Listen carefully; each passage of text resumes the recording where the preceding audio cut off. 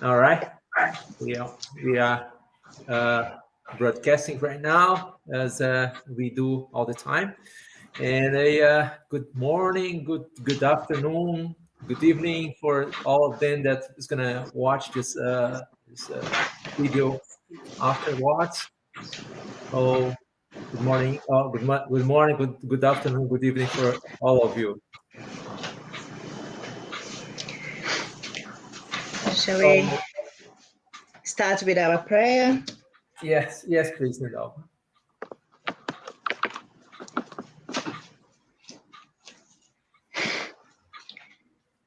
So, as we gather together once again to carry on with our studies,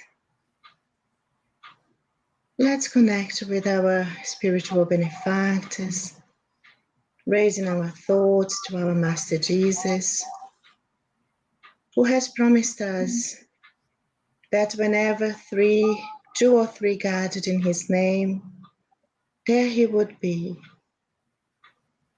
And so we welcome you, Lord, tonight to this meeting, so that the light we generate here today, trying to connect our thoughts with the great energies, positive energies, with your presence with us, the energy generated will be much greater. And so we ask you to envelop us all, to help us to understand the study we're about to begin, to inspire us,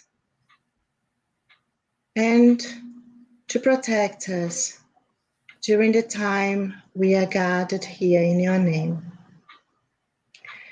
And so,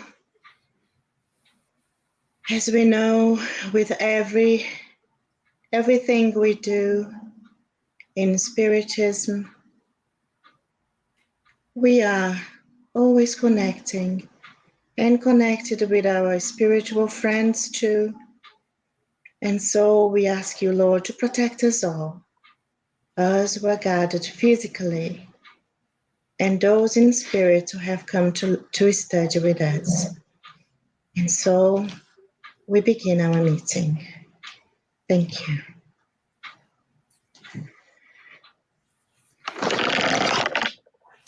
All right. Yeah. Let me share this. Okay. Last week we talked about the five books. Let's just recap a little bit. Spirit's Book, Medium's Book, Gospel According to Spiritism, Heaven and Hell, Genesis.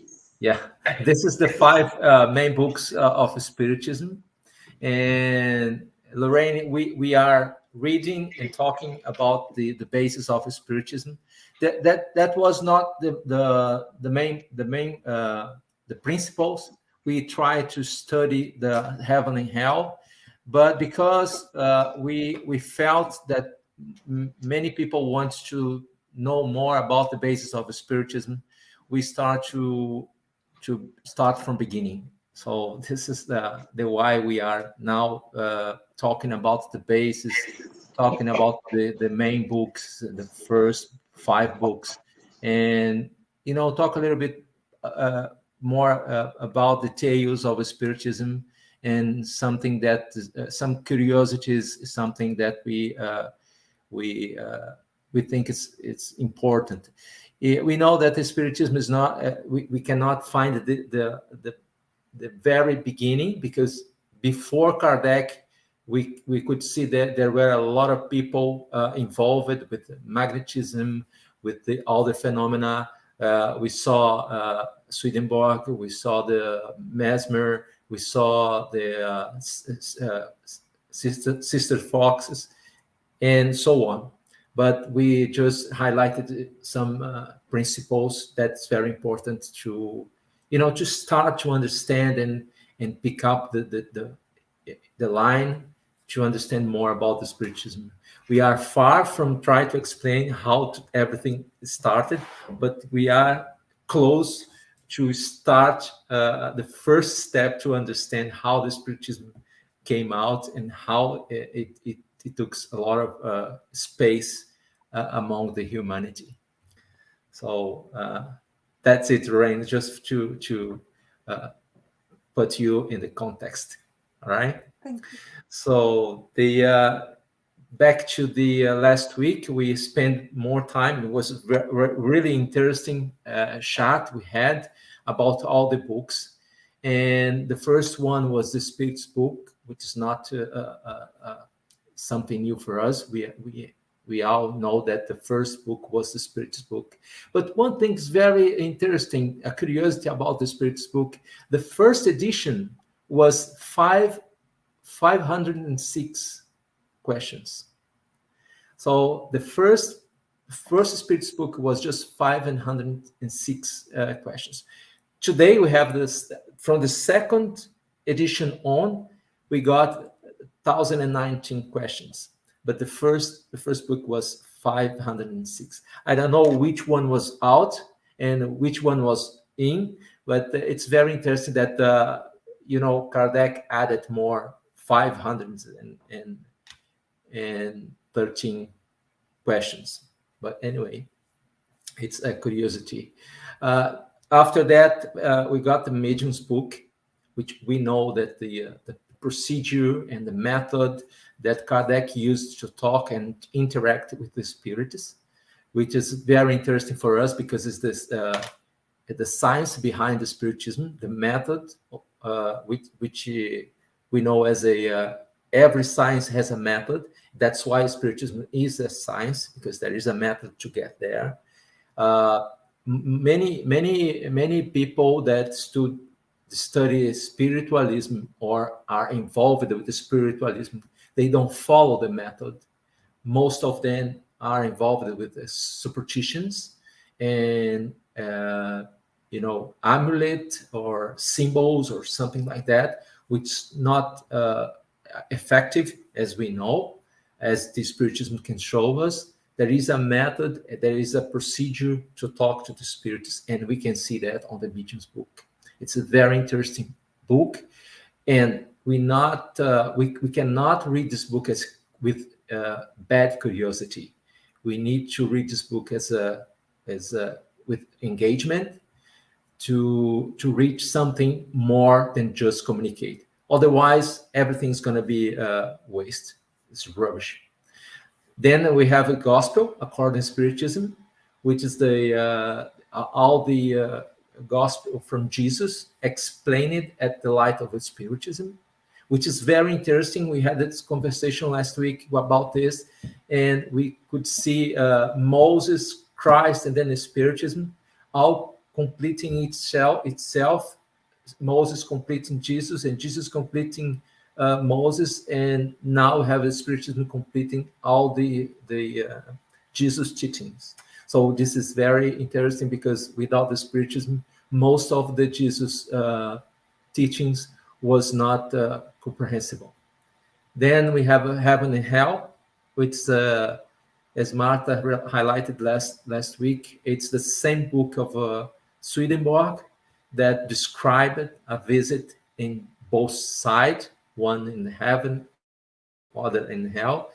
Now we know through the Spiritism that those places doesn't exist, and the life after that is the same as we are living over here, and the suffering that the spirit is experiencing, it's related to the mind, related to the mental conditions. It's interesting because Indalva asked me this afternoon who's going to talk in Cardiff next Saturday. I'll be there because there is a book. It's going to be launched, a book that talks about the mental health, and someone invited one member from us to talk about Spiritism and mental health, and I was invited to do that. And it's very related with heaven and hell, because we can see that the mental health The spirit's mental health is going to dictate how he's going to feel outside the body, which means when you die, your mind is going to rule your life. If you're completely, let's say, disorganized, I don't know how to say that in English, but deorganized that, right? And in your mind, you're going to have a problem after that. That's the truth. And Genesis. So when I talk, I was today. I was reflecting about Andrea Luiz's book and the film, and I was exactly thinking about those spirits who were in the spiritual realm around Nosula, and they couldn't see the spirits. They didn't understand. They didn't seem to understand what those spirits were doing there, the ones who were doing rescue work. And then that is what it sort of seemed to have been happening, isn't it? That people, they carry on just repeating, isn't it? Some behaviors as well, because we saw a lot of suffering and also repetition of behaviors of times that we have experienced in our humanity. And I was reflecting about this, about how we shut ourselves down to the light, according to how we are living our lives. yeah, Lindalva, it's good to highlight that because Andrea Luiz brought to us a name, a place named Umbral, which is it's not a place, it's not a physical location. That means the Umbral is over, Brazil, or it's over UK, or somewhere in the ocean, or something like that. Umbral is the mental condition. Yeah, because people may be happy, very happy, in a poor physical condition. Let's say poor, without money, without food, without enough resource, health, or something like that. But if this person is with good mental health, this person is happy, is full of hope, full of happiness, full of all the good energy. But the opposite is also true. We can find people with a lot of abundance, like wealth and food and everything, and living a miserable life just because the mental health is poor. So after the incarnation, after that, after the grave, everything that's going to dictate your life is your mental condition. Otherwise, there is no sorry. In the other side, you cannot take any material resource from the earth. You cannot take money. Your body is gonna be in the grave, and it's gonna rot and disintegrate, as the nature says, and you can check it. Nothing. The only thing you're gonna check is the way of life. So this is very important, because most of people are living this condition in the earth while incarnated. Most of people are living at umbral while alive. This is very interesting, because most of us are running to get help for for something, for being miserable, for not having a good life, or unhappy all the time and sick all the time, and they never realize that everything that is happening to them is initiating inside the mind. We know that there are a lot of reasons for people to suffer. We know that some people are experiencing trials or expiation or something like that. But we also know that most of the suffering is generated in this incarnation and not in the life past. This is mentioned in the Spiritism book that say, yes, we are suffering a lot of things from the last incarnation, but most of them is generated by you in this incarnation. So how we generate those kind of suffering? It's by our mental procedure, how we think, how we position ourselves in front of the life, and how we position ourselves in front of all the happenings in our life, in our relationship, in relation with our job and our family and everything, and relation also with our problems, with the feelings and bad feelings and something like that. Just to highlight that, which Lindalva told about André Luiz and all the suffering, the spiritual suffering around. Another thing is some spirits cannot see what's happened around. Sometimes you say it's impossible, but we need to realize how many things happening around us, and we cannot see even incarnated, because we are concerned about something that we cannot reach, and we just leave passing everything that's important around us. So this is something to reflect. You want to talk something, Lorraine? Lindalva? Hi, I wondered if I might just pick up on a comment you were saying there, Andre, because you were talking about how we don't have to be discarnated to be experiencing the umbral, or even our own personal version of heaven, because it all comes down to the way that we're using our thoughts. And there's a really famous book written by a chap called John Kabat-Zinn. He's a Buddhist who uses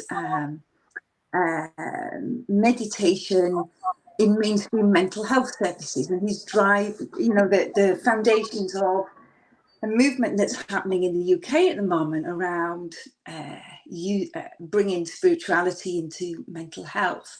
And of course, the Buddhists have some beliefs that are shared and similar to those of Spiritists, and that that we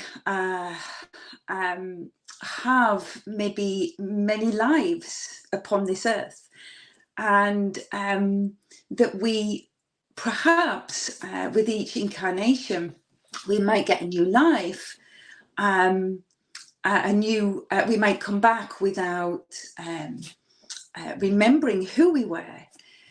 But the habits of the spirit, we know in Spiritism, comes with us, and we get the opportunity to learn new ones, but perhaps we also bring with us some mental habits, some ways of thinking and interpreting events that are happening around us in ways that we know in Spiritism, Joanna de Angelis talks in many of her books, that we've been doing for many, many centuries, many lifetimes. And we just, new body, new name, maybe even a new country, but we bring those habits of thinking with us. And that there's a real movement that's happening, I think, it's not just in the UK, I think it's around the world, in that really beginning to understand the role that meditation can play in being able to change the way we relate to reality. And Joanna de Angelis talks a lot about that. She talked in her books, she talks about the illusions of reality that we create for ourselves in how we interpret things.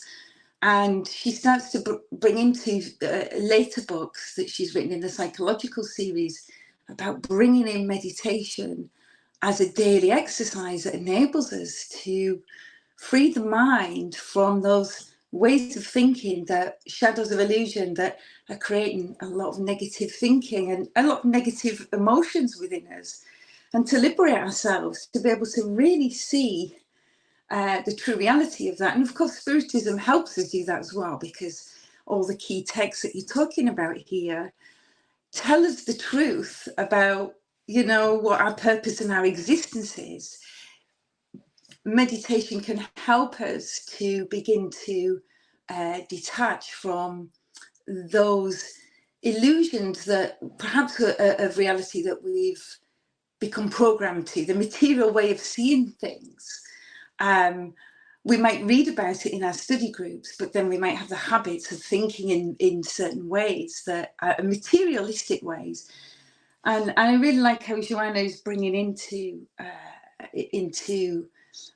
Spiritism for us the practices that enable us to begin to step back and notice and observe those ways of thinking, and bring them more in line with the key Spiritist texts that you've got up on the page there.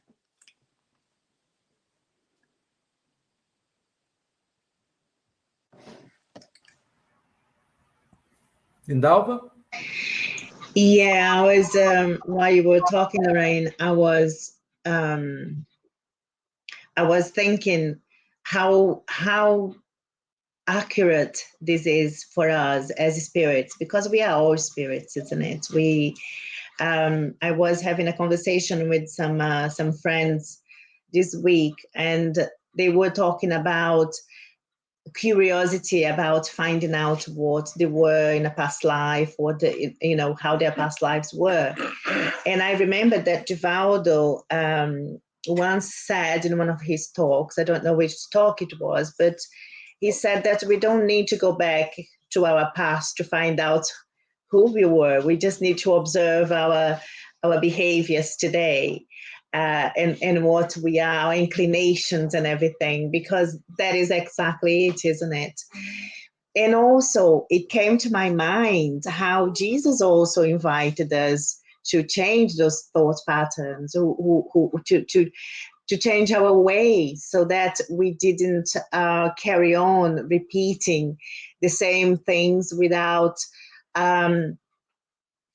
much thought about it. When he came across the woman who was going to be killed, and he invited everyone to look deeply within themselves, and to find out that they also were sinners. They were also people who had made great mistakes, and therefore they weren't in a better position than that woman. And that, I think, it was for me such an important moment, because Jesus sort of was calling everyone's attention to the fact that we are all spirits, that we all make mistakes. And my mistake, I might have not made the same mistake that other people around me have made, but I have made my own mistakes, and that is what is going to create that shadow in my mind, isn't it? Is what is going to stop me from changing, because I am going to, if I am thinking about that because I haven't made that mistake, I am in a better position. Jesus said, no, mistakes are mistakes. What is wrong is wrong. It doesn't matter what it is. So I think I'm also reading one of Joanna's books, which is I think in English they have translated in Integral Jesus, the Integral Man, and I think Jesus, as you said, Andre, sort of Jesus has had such an amazing role, and that Spiritism now is sort of carrying on with it, explaining it. A lot of things that we couldn't understand at that time.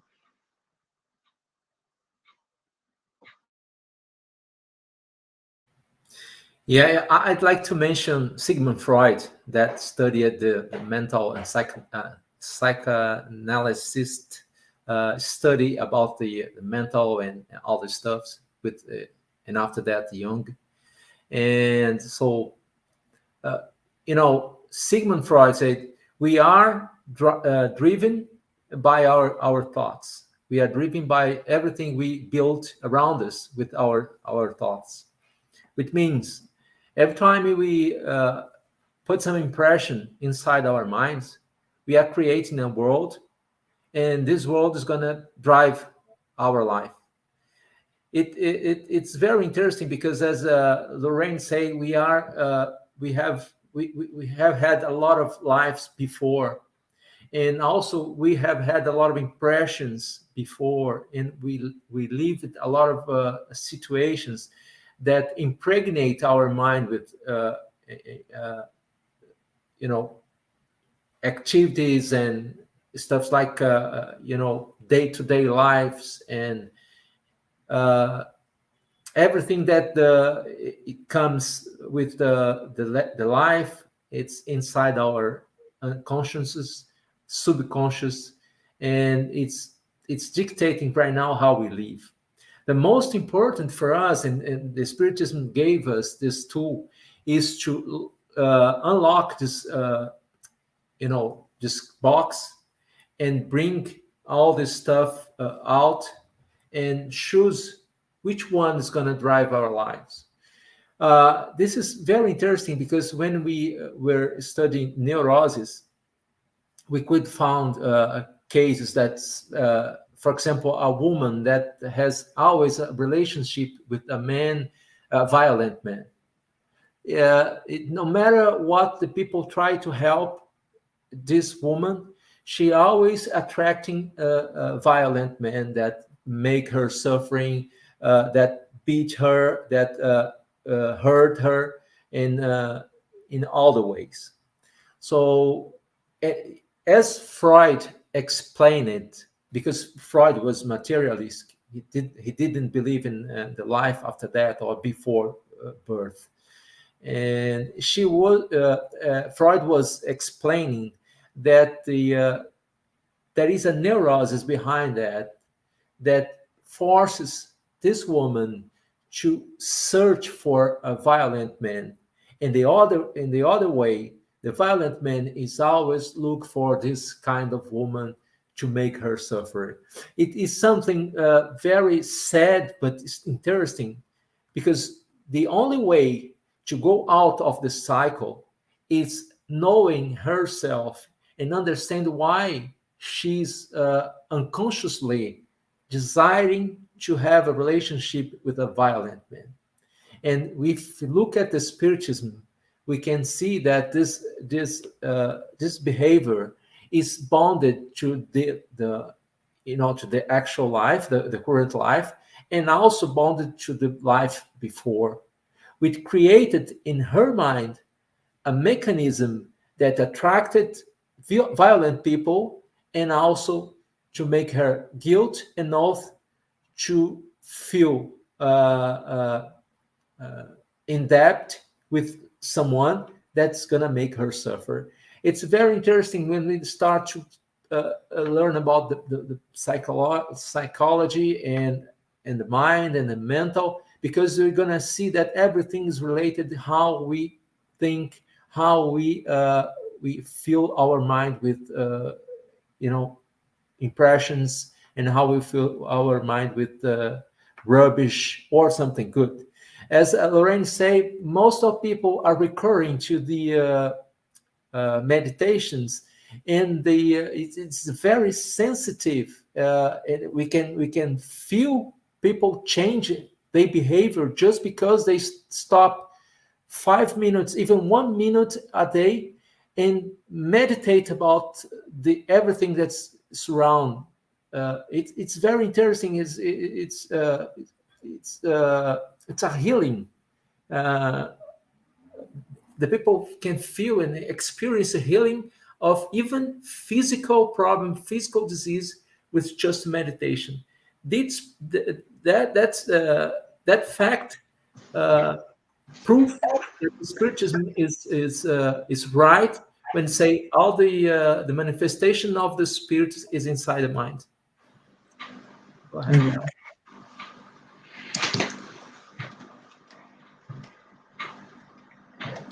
I just want to pick up on what you said there, Andre, 'cause it's really interesting, isn't it, that when you're saying about the change that people see, the impact of the mind on changing, how that changes things, because there's a lot of research, isn't there, with mindfulness about into neuroplasticity, and showing, scientists are showing that at the start of someone's meditation journey, the structure of the brain looks a particular way, and by the end of 8 weeks, if they've meditated every day for a week, for 8 weeks, that the structure of the brain has changed. That the fight or flight system, the amygdala, is reduced, and the prefrontal cortex, the part that does conscious thought, that does decision making, that can hold our values, like the moral laws that we try to follow in Spiritism,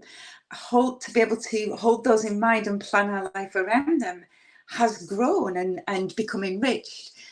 And if we think about that from a Spiritist perspective, isn't that fantastic that the spirit, the mind, the thinking mind, the spirit, the soul, can influence and change the instrument that we use, the body, the human body, the brain, that it uses to communicate its will and its impulse and its intention into action. That as spirits, we can influence the body that we live in, and we can also create the psychosphere that is around us.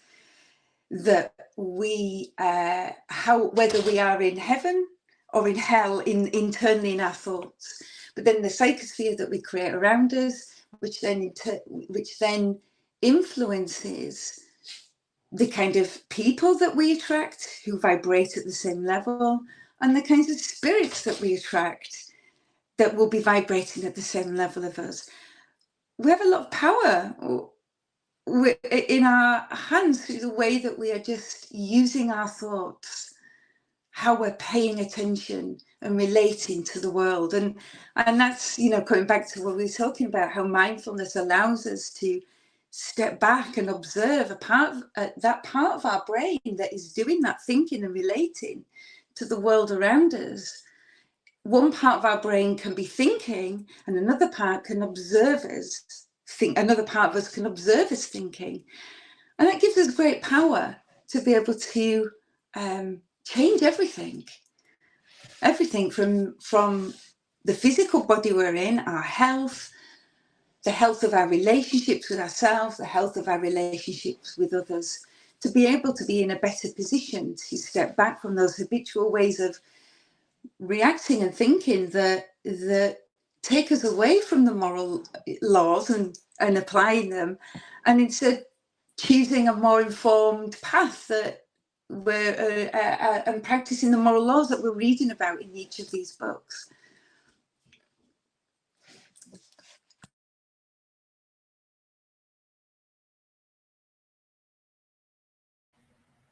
Lindalva, want to talk? Nope. That's right, Lorraine. And also just adding something to what you say, it was really complete. And also we have the power to change our cycle of friendship when we start to vibrate in another level. We can see people living our life. It's something very interesting because you're not interesting anymore for some people, not incarnated, not disincarnated, because people are going to tell you, when you start to study Spiritism, we start to be bored. You just talk about moral psycho situation. You talk about the spirits, Kardec, André Luiz, or you're always looking for study more and more. You're not interested anymore. So that happens with incarnated and incarnated spirits also. And once we step up in this situation, we're gonna start to feel something different, because you're going to be part of another group, not because you're deleting that group or that, or preferring or discriminating some people or behaviors. Because you're not interested anymore for those kind of minds. You're not pleasant to be in our companion, because we are studying, or we're looking for something that's not interested for us, for them. And that happens all the time. And you can change the material situation also. I'm not talking about be material rich, because people say if you change your mind or something like that, you're going to attract money or something like that. No, I'm not talking about that. I'm talking about the personal satisfaction and happiness. You start to be more happy, and you start to be more powerful, feel more powerful to look for everything you need, even for work or study, or change your material life in any ways, or abandon addictions, stop to smoke, or stop to use drugs, or stop to drink alcohol.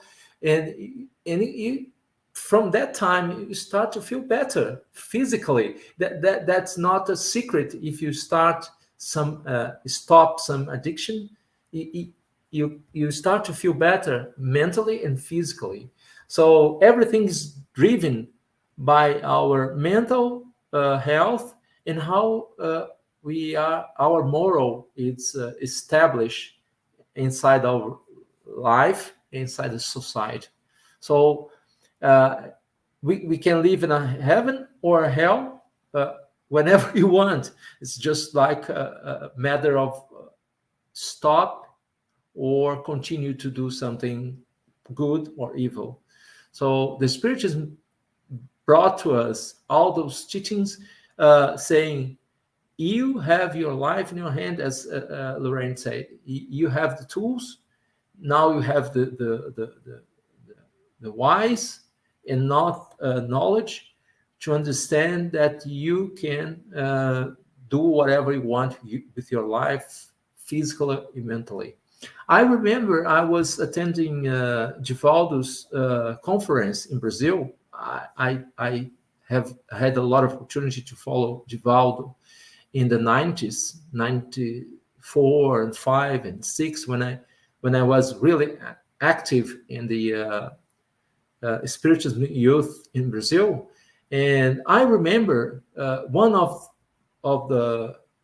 his talk, he was talking about the next generation problem.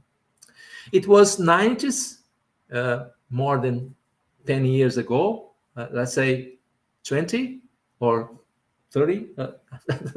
I'm not counting anymore. So 20. so at that time, Divaldo says the next generation problem is going to be depression and anxiety. I remember that words. He said, now we are struggling to get material things to survive. Now we are looking for our subsistences, and with material, food and houses and money. But in the future, the problem is going to be depression and anxiety. And right now, we can see a lot of people suffering with anxiety and depression. We're not saying that in any way that depression and anxiety is lack of religion. No, many people inside the religion, inside the Spiritism, are suffering with depression and anxiety. Those problems, mental problems, came out just to teaching us how to heal ourselves with power of mind, and how to look for a solution inside ourselves.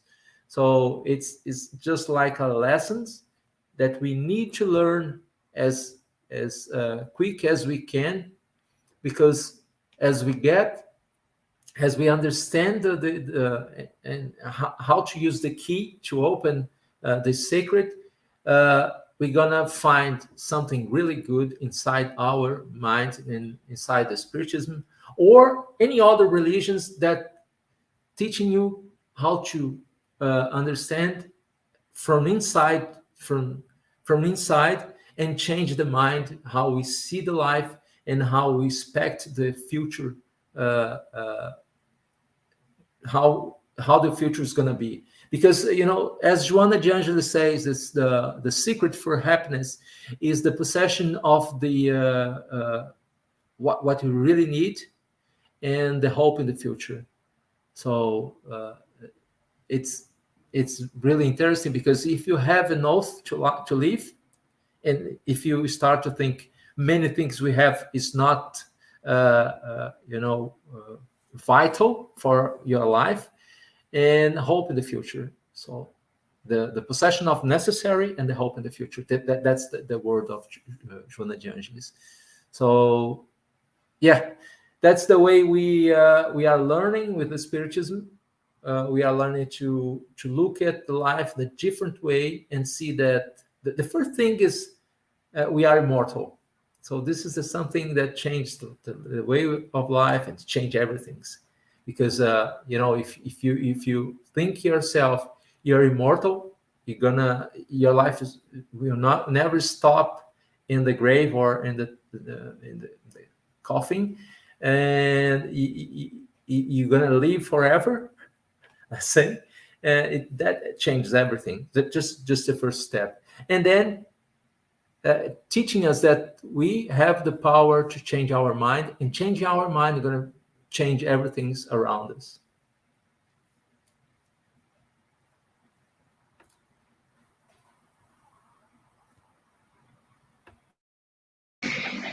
I just wanted to sort of say something about our immortality that you have just mentioned, Andrea. I think this makes such a huge difference to us, isn't it? To understand that not only Jesus, who has come back after he has discarnated, after he died physically, but we are all the same. We all survived the death of our physical bodies. And also, I think, because you have mentioned happiness, this is our aim, really, isn't it?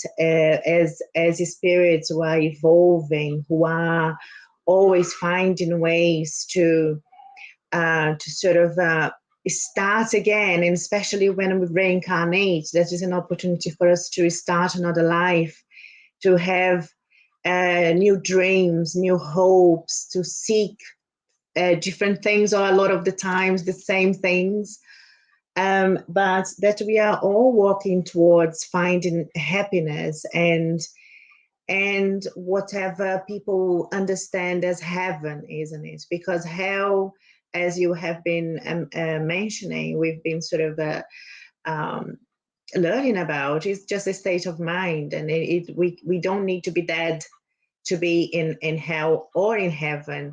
It's all about, as you have mentioned, the choices we are making and what we are doing with our existences right now.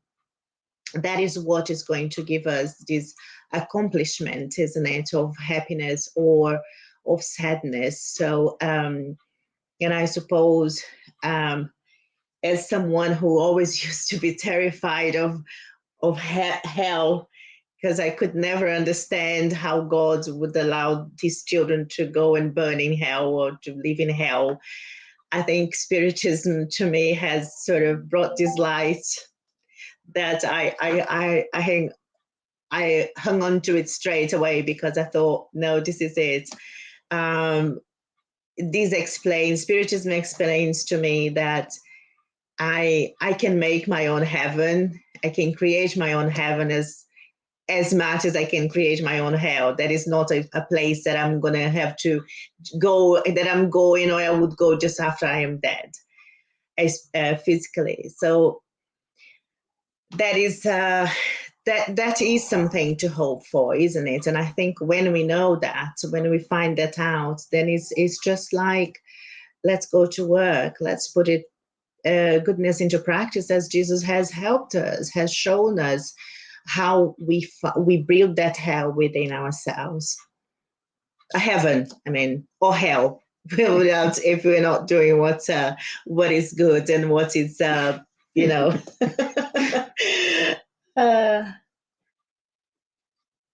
Say something? No, no.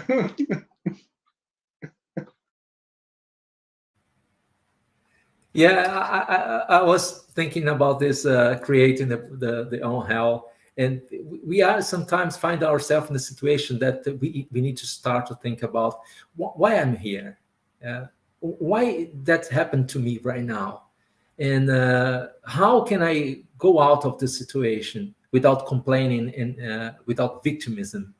So this is very important, and psychology is treating this disease, mental disease, with this question.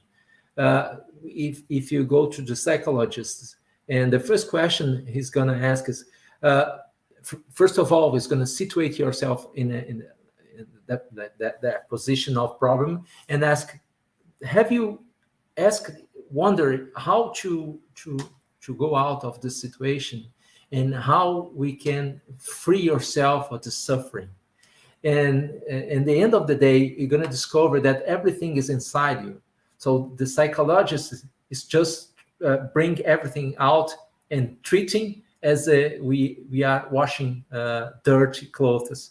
Just, if you go inside the house dirty and deorganized and all the stuff is outside of position, and you start to need everything and put everything in place, and after you doing everything, is going to feel better. If you clean your house, you feel like it's a new house. You can breathe more freely. It's just like there's a new fresh air inside the house. So this is the same with the mental health. It's the same in our life. If you start organizing everything and put everything in place and understand why we are suffering and how to get out of the situation, it's very important for us, and that's the Spiritism brings to us. You are here to organize your house, mental house, and to drive your life forever from now on. And it's very important. It's very sensitive matter. And I had another thing to speak, but I just forgot. This is on purpose. Maybe it's something was not good to say, but I was thinking about something, but I just forgot. Okay, it's 47 minutes, and I need to pass through the next phase, which is book a page, read a page.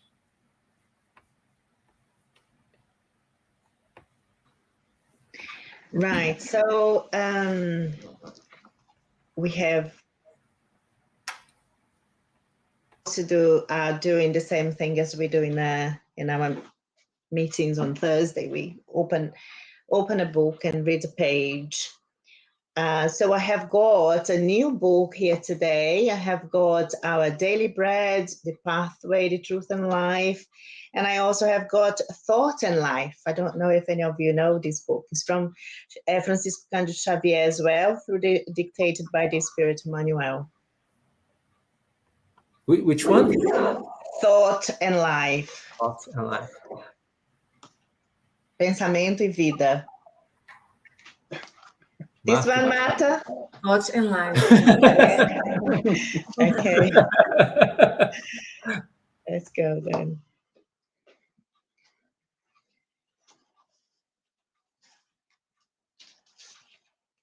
Society. Human society may be compared to a large melting pot of mental thoughts, where each spirit within it is in the process of evolution and purification, developing its own mental reflexes. Inside this environment, the principles of action and reaction operate with precision. Nations, like large factories of progress, are valuable aid to civilization and significant centers of work, where a great number of souls participate in their self-education by serving the community. They often move from one country to another according to their need for certain acquisitions through experience.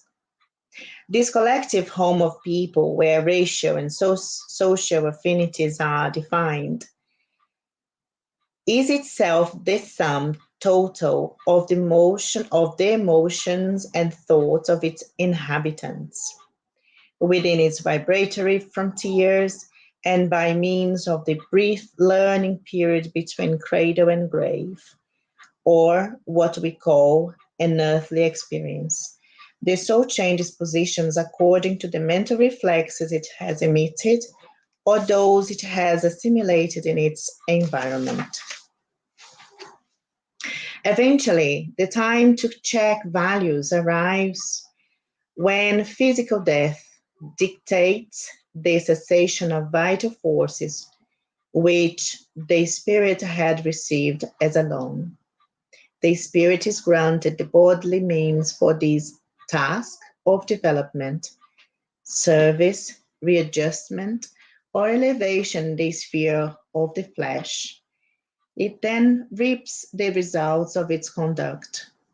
Many times it will have to start the task of regenerating its attitudes and purifying its sentiments for the reconstruction of its destiny. Thus, those who trample over the rights of their fellow beings are taking advantage of their position of wealth or social power will later return to live in the same ill-treated way. There, they will receive in person the suffering which they created in the hearts of needy people. And if both aggressor and victim do not succeed in ample and reciprocal forgiveness, we will find a social picture of recurrent waves of hatred and vengeance, dissension and crime, a breeding ground for all sorts of delinquency. Societies of yesterday that had enslaved human labor must today receive and nurture as its own sons those it has driven away from the land where they were to evolve. Invading armies that trample over the fields of poor and humble people will be reborn as children of that conquered land where they must work for the reconstruction of the institutions they had destroyed. Segregationists groups who humiliated other races return carrying the same pigmentation they had detested, collecting the results of their own deeds. Aristocrats who are insensitive to the problems of the lower classes after living in luxury are usually reborn in the poorest sections of the city. They drink from the cup of poverty, the repercussions of their cruelty, when in other times they had laughed at the pain and suffering of others. Human society has always been a gigantic filter of spirits in which souls learn experiences regarding wealth and poverty, as well as giving and receiving orders. By this process, they gather the harvest of their own planting and either remain at ordinary ground level or ascend in obedience to divine evolution. An amazing message after everything we have talked here. This is very closes everything really nicely, isn't it? Because it helps us to understand about how our choices only make ourselves happy or unhappy, and it's always a process of sowing and reaping, isn't it? And it's I think this message really puts it into a context that we cannot escape.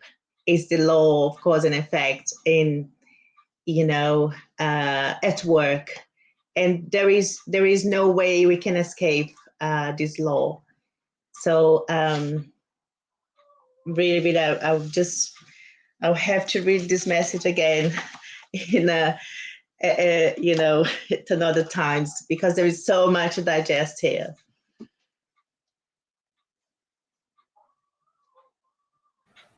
Yeah, Linda, just a comment.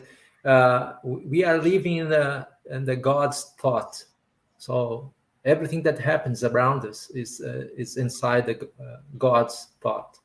And as you said, we are driving our future by our choices, current choice. And actually, we're going to study about the Holy Spirit and the future, and we're going to see that our action, each actions we take in this life, is going to make an impression in the perispirit, and the perispirit is going to be the form and the casting for the next incarnation. So every time we put a groove and the perispirit with our choice, or put something good inside, that's going to dictate how we're going to be in the future. As the text says, if you discriminate by the color of the skin or because the social position, you're going to pass through this situation in the future, just for you to understand how to be in that situation. It's not a punishment, it's education. It's a pedagogic and didactic way that God used to make us learning past the same situation we made someone to pass. So most of the people probably think this is a punishment, but it's not. It's the way. It's the best way to learn something. It's past the situation we made someone to pass. So this is the maximum, the idea, and that Jesus said, make to someone what you think you want someone to do to you. So Yeah. make it different you want in the world, as Gandhi said. Yeah. So this is very interesting, and this is something that we need to keep in mind all the time. If I don't want to other people to suffer, don't do it. Just keep for yourself or avoid to do. Or the opposite. If I don't want to suffer, I should not make anyone suffer, isn't it? Because I know that, as you have just mentioned, Andre, do unto others only that which you wish to be done unto you, because it's inevitable that what you do to others, you are also doing first to yourself.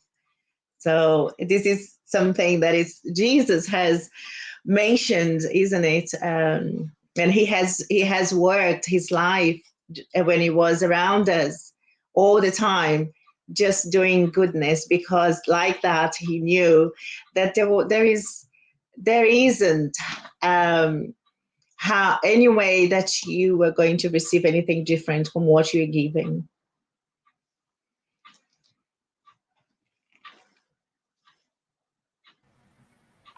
When I talk around, Just to say, isn't it, the when you talk about how we often interpret that as suffering, we're being punished in some way for our wrong.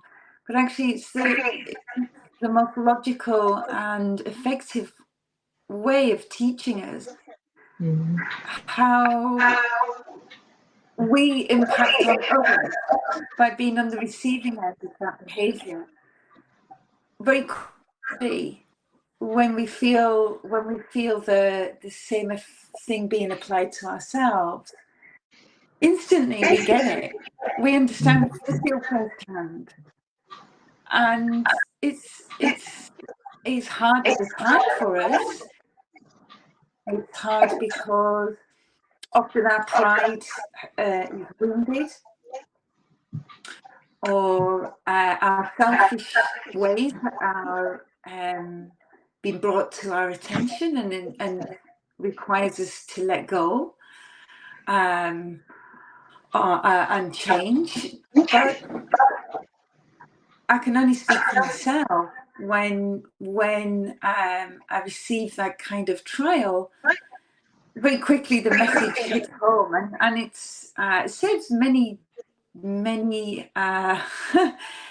future incarnations of making the same mistake again. So it's really important that we hold that in mind, isn't it? That nothing is a punishment. If we choose to, we can reframe it as an opportunity for learning. Yeah. Okay. So really good meeting today, where we have learned so much. And we haven't even started the real study of the books that we are going to start studying, but we know every opportunity we have is an opportunity for learning and to remind ourselves today, as we have done, about the invitations we have received for many centuries to change our path, to change our actions, and also to change the way we react towards the events that we undergo every day. As you have done, Lord, you always acted lovingly, with forgiveness, no matter how the actions of others have inflicted pain and suffering upon your physical body. You have always shown love, even when you found out who was going to do what they did to you. You carried on the path with all of your disciples, because the lessons you were teaching them are serving us today. And we recognize how difficult it is still for us today as human beings sharing this world, where many of us think still that some of us are more important than others. When you have taught us that we are equal, we are all created by the same God, created the same way to reach the same point in our evolution. And we thank you, Lord, for all the blessings you have left with us, and for all those who you sent after you to remind us that we still have so much to learn. And also, most importantly, that you haven't left us, that you are here today with each one of us who are gathered here physically and in spirit.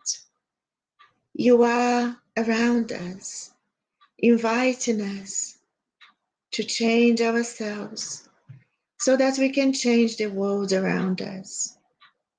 And through the studies that our brother has brought us, all of these books that help us to understand how to live better, we can, like we are trying to do today, keep ourselves in check all the time. We can understand when we make mistakes and what we need to do to repair them, not waiting for the next life, but to do it today. So, Lord, we thank you for your love for all of us, for humanity, for you are the guiding and inspiration, the guiding inspiration that move us forward.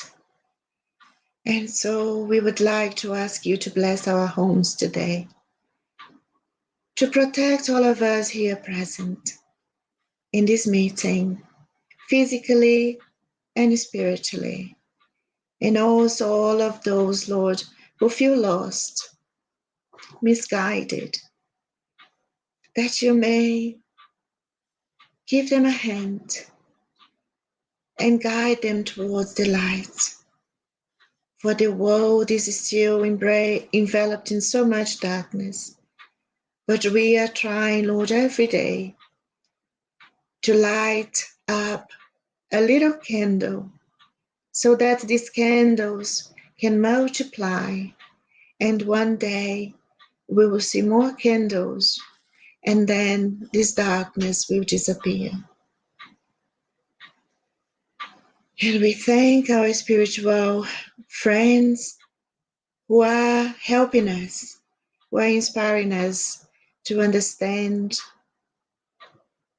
what we are studying. And with that, we thank you, Lord, for this opportunity once again, for meeting in your name. And we ask you to protect the week that separates us from our next meeting, and that you may be with us today and always. So be it. Amen.